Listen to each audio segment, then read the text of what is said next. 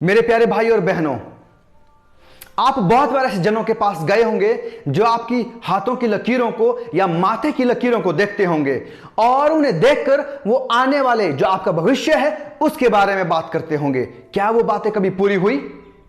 क्या उन बातों के बारे में जो उन्होंने भविष्य के बारे में बताई, क्या कभी वो पूरी हुई? अगर नहीं तो वो झूठी भविष्यवाणियां हैं। पर सच्ची भविष्यवाणियां जो सटीक समय में पूरी हुई हम कहां पाते हैं? अगर हम परमेश्वर के वचन में पढ़ें तो दानियल और प्रकाशित वाक्य की पुस्तकें ऐसी पुस्तकें हैं जिसमें परमेश्वर ने आने वाले समय, भविष्य में और अंतिम समय के बारे में भविष्यवाणियां की। भविष्यवाणियां वो बातें हैं जो आने वाली भविष्य में घटनाओं के बारे में या आने वाली बातों के बारे में बात करती है, उन्हें हम भविष्यवाणियां कहते हैं। मैं आपका दोस्त और होस्ट नवीन कुमार चंद आपका स्वागत करता हूं बाइबल आस्क की टीम की तरफ से। और आज हम आपके लिए प्रकाशित वाक्य की पुस्तक में अंत समय के बारे में अध्ययन लेकर आए हैं और मैं आशा करता हूं कि आप बहुत उत्सुक होंगे कि हम प्रकाशित वाक्य की पुस्तक में क्या खोलने जा रहे हैं, क्या अध्ययन करने जा रहे हैं। बहुत लोगों का मानना है कि प्रकाशित वाक्य की पुस्तक मुहरबंद पुस्तक है। इसे समझना मुश्किल ही नहीं पर नामुमकिन है। हम इसे समझने में असमर्थ है, लेकिन मैं आपसे कहना चाहता हूं मेरे प्यारों, अगर हमें इसे समझना है तो हमें परमेश्वर की आत्मा की अगुवाई और साथ होना बहुत जरूरी है। तो आइए परमेश्वर की अगुवाई को मांगते हैं। हमारे स्वर्गीय पिता, हम आपके सामने अपने स्वरों को झुकाते हैं और आपसे प्रार्थना करते हैं कि आज जब हम दानियल और प्रकाशित वाक्य की इन पुस्तकों का अध्ययन करने जा रहे हैं, आपसे विनती है, प्रार्थना है कि पवित्र आत्मा की ओर से आप हमारी अगुवाई करना पिताजी, ताकि हम उन चीजों को सीख सके जिनके बारे में आपने अंतिम समय में होने वाली घटनाओं के विषय में बताया। हमारे दर्शकों के साथ हो आप, और हम जो भी सीखें वो सब आपकी तरफ से हो। मैं जो कुछ भी बोलूं पिता, मेरे हर एक शब्द को बोलने में आप मदद करें। ये सब कुछ आपके बेटे और हमारे उद्धारकर्ता यीशु मसीह के नाम से मांगते हैं। प्यारे दर्शकों, प्रकाशित वाक्य शब्द जो वो यूनानी भाषा के शब्द एपोकलिप्सिस से आया है, जिसका अर्थ है खोलना या फिर प्रकट करना या फिर प्रकाशन करना या फिर प्रकाशित करवाना। तो मेरे प्यारों, अगर इस शब्द का मतलब है प्रकाशन देना या प्रकाशित करना, प्रकाशित वाक्य की पुस्तक में ही लिखा गया है प्रकाशित किया हुआ, तो इसका मतलब यह मुहरबंद नहीं है, यह प्रकाशन में लाई गई पुस्तक है। वो पुस्तक जिसके बारे में भेद खोल दिया गया हो, जिसके बारे में सब कुछ बता दिया गया हो। इसका मतलब हम इसे समझ सकते हैं, हम इसे जान सकते हैं और हमें इसे साझा करने की आवश्यकता है। यदि हम इसे अध्ययन करने में थोड़ा समय लेते हैं, हमें जरूरी है कि हम इसके लिए समय दें ताकि हम इसका अध्ययन कर सकें और इसे समझ सकें। प्रकाशित वाक्य की पुस्तक स्वयं यीशु मसीह का प्रकाशन है। ध्यान से हम इन्हें पढ़ें। अगर हम पढ़ें तो हम इसे पाएंगे कि यीशु मसीह की ओर से प्रकाशन दिया गया है। अगर आप प्रकाशित वाक्य की पुस्तक उसका 1 अध्याय और उसकी 1 से लेकर 3 तक पढ़ेंगे तो आप वहां पर पाएंगे कि परमेश्वर का वचन क्या कहता है। आइए पढ़ें। यीशु मसीह का प्रकाशित वाक्य जो उसे परमेश्वर ने इसीलिए दिया कि अपने दासों को वे बातें जिनका शीघ्र होना अवश्य है दिखाए, और उसने अपने स्वर्गदूत को भेजकर उसके द्वारा अपने दास यूहन्ना को बताया, जिसने परमेश्वर के वचन और यीशु मसीह की गवाही अर्थात जो कुछ उसने देखा था उसकी गवाही दी। धन्य है वे जो इस भविष्यवाणी के वचन को पढ़ता है और वे जो सुनते हैं और इसमें लिखी हुई बातों को मानते हैं, क्योंकि समय निकट आया है। मेरे प्यारों, प्रकाशित वाक्य उसका 1 अध्याय उसकी 1 से 3 तक हम बहुत खास बात पढ़ते हैं। यहां कुछ खास बातें हैं और हम जानते हैं कि जो बहुत सारे लोगों की अवधारणाएं हैं कि हम इसे नहीं समझ सकते हैं, हम इसको समझने में असमर्थ है क्योंकि यह मुहरबंद है। मेरे प्यारों, यह हम देखते हैं कि ये यीशु मसीह का प्रकाशित वाक्य है जो किसने? परमेश्वर ने उसे दिया है। आइए और ध्यान से हम इसको पढ़ते हैं और सरल तरीके से इसको जानते हैं और समझते हैं। जो ये प्रकाशित वाक्य है, यानी कि प्रकाशित की हुई जो ये बातें हैं जो आने वाले घटनाओं के बारे में बताती है, वो जो है परमेश्वर पिता से यीशु मसीह को दी गई, यीशु मसीह से स्वर्गदूत तक दी गई और स्वर्गदूत ने इसे यूहन्ना को दिया और यूहन्ना ने इसे कलीसिया को दिया मेरे प्यारों। तो इसका मतलब है कि ये प्रकाशित की हुई बातें हैं। और 3 आयत कहती है कि इस भविष्यवाणी की पुस्तक को, किसको?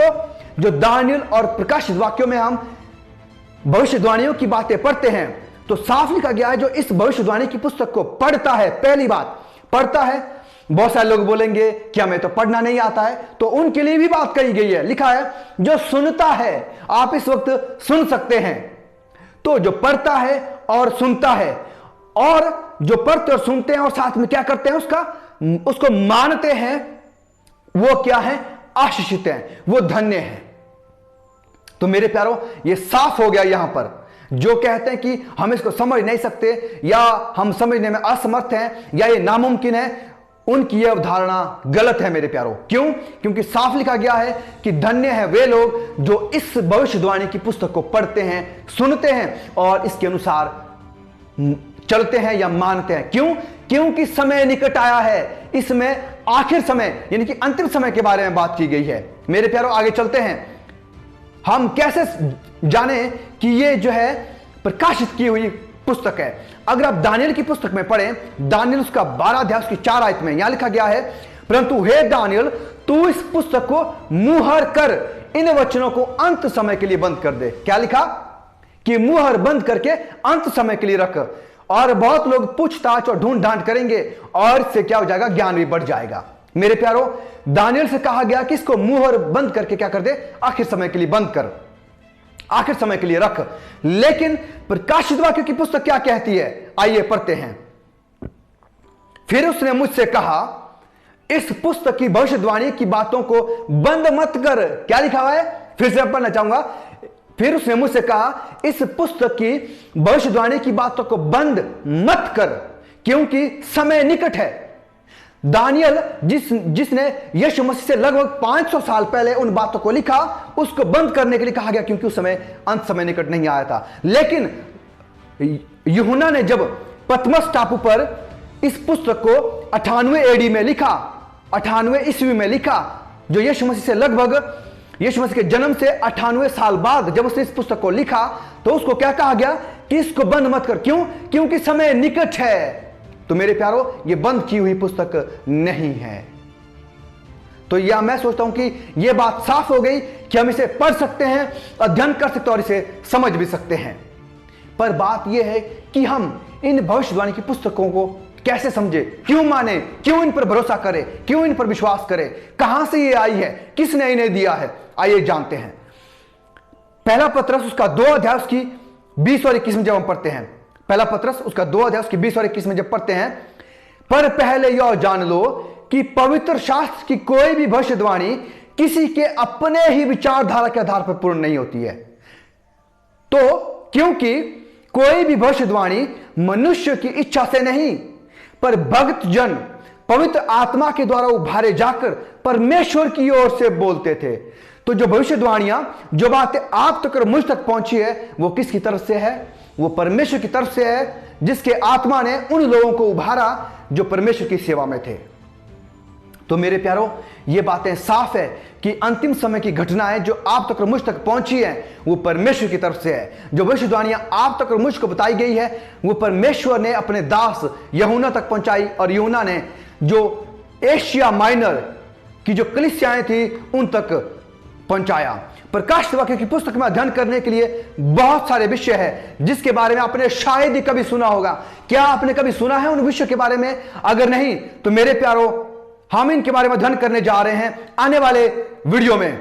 और जो सब्जेक्ट हैं, जो विषय हैं, वो ये हैं: 7 कलीसियाएं, 7 मुहरें, 7 तुहरी या 7 विपत्तियां, और ख्रिस्त विरोधी कौन है, 666 अंक क्या है और यह कौन है, पशु की मूर्ति या छाप क्या है, हरमगिदोन की लड़ाई का क्या मतलब है और इसका क्या अर्थ है, 1000 वर्ष, नई पृथ्वी, नया आकाश, 1,44,000 जन, त्रिदूतीय यानी कि 3 एंजल्स मैसेज, और बकिया कलीसिया और शेष कलीसिया क्या है, इन सब विषय के बारे में हम अध्ययन करने जा रहे हैं। ये कुछ खास विषय हैं, लेकिन इनके अलावा और भी ऐसे विषय हैं जो यहां पर जो है बताए नहीं गए हैं, पर उनके बारे में हम अध्ययन करेंगे। जैसे बाबुल के विषय में, उस अशुद्ध स्त्री के विषय में, उनके बारे में हम अध्ययन करने जा रहे हैं। क्या आप अध्ययन करना चाहते हैं? क्या आप इस भविष्यवाणी की पुस्तक का में बने रहना चाहते हैं? इससे आप आशीषित होना चाहते हैं? तो मेरे प्यारों, यह अध्ययन हम आप तक लेकर आए हैं। इन सबसे बढ़कर अगर हमें प्रकाशित वाक्य की पुस्तक का अध्ययन करना है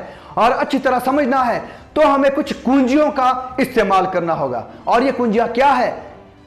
आपकी स्क्रीन पर हम कुछ परमेश्वर के वचन से कुछ आयतें दिखाने जा रहे हैं कि इन कुंजियों का मतलब क्या है। जैसे कि पशु और उनके भागों के बारे में बताया गया है। घोड़ा, अजगर या पशु या मेमना, सिंह या रीछ या सींग। तो ऐसी बातें जो कही गई है, इनका क्या मतलब है? परमेश्वर के वचन से ही हम सीखेंगे। और स्क्रीन पर जो है आपको दिखाई गई है, वहां से आप पढ़ सकते हैं। या धातु, तत्व और प्राकृतिक वस्तु का क्या मतलब है, वो भी आपके स्क्रीन पर दिखाई गई है। या फिर मिश्रित वस्तुएं जैसे दीपक, तेल, रोटी, दाखरस, शहद, इनका क्या मतलब है? परमेश्वर के वचन के अनुसार ये सारी स्लाइडें जो है वो आपके स्क्रीन पर दी गई है। तो आप देख सकते हैं कि कैसे परमेश्वर का वचन इनके विषय में भी बताता है। जैसे लोग और उनके शरीर के अंग, जैसे स्त्री, शुद्ध स्त्री, या फिर जो भ्रष्ट स्त्री है, चोर, हाथ या पैर या आंखें, इनका क्या मतलब है? श्वेत, रंगों के बारे में, श्वेत, नीला, ये सब बातें आपके स्क्रीन पर हैं। आप इनका क्या मतलब है परमेश्वर के वचन के अनुसार, वो आप देख सकते हैं। तो मेरे प्यारो, अगली वीडियो में हम अध्ययन करने जा रहे हैं 7 कलीसियाओं के बारे में। क्या आप तैयार हैं? अपनी कमर कस लीजिए, अपनी कमर की पेटी को बांध लीजिए, क्योंकि हम परमेश्वर के वचन से उन भविष्यवाणी के बारे में पढ़ने जा रहे हैं जो आखिर समय के लिए बताई गई थी। और आप और मैं जो हैं वो अंतिम समय में रह रहे हैं। क्या आप तैयार हैं? तो मेरे प्यारो, हमारे साथ यूं ही बने रहें। और ऊपर दिए गए लिंक पर आप जो है क्लिक कर सकते हैं, या डिस्क्रिप्शन में भी दिया गया लिंक है, जहां पर हम प्रकाशित वाक्यों में दी गई 7 कलीसियाओं के बारे में पढ़ने जा रहे हैं। इनका क्या मतलब है? क्या आपने कभी सुना, समझा? अगर नहीं, तो अगली वीडियो में हम इसके बारे में सीखने जा रहे हैं। परमेश्वर आपको इस भविष्यवाणी की पुस्तक को समझने में सहायता करे और आपको बहुत तारीफ से आशीष दे।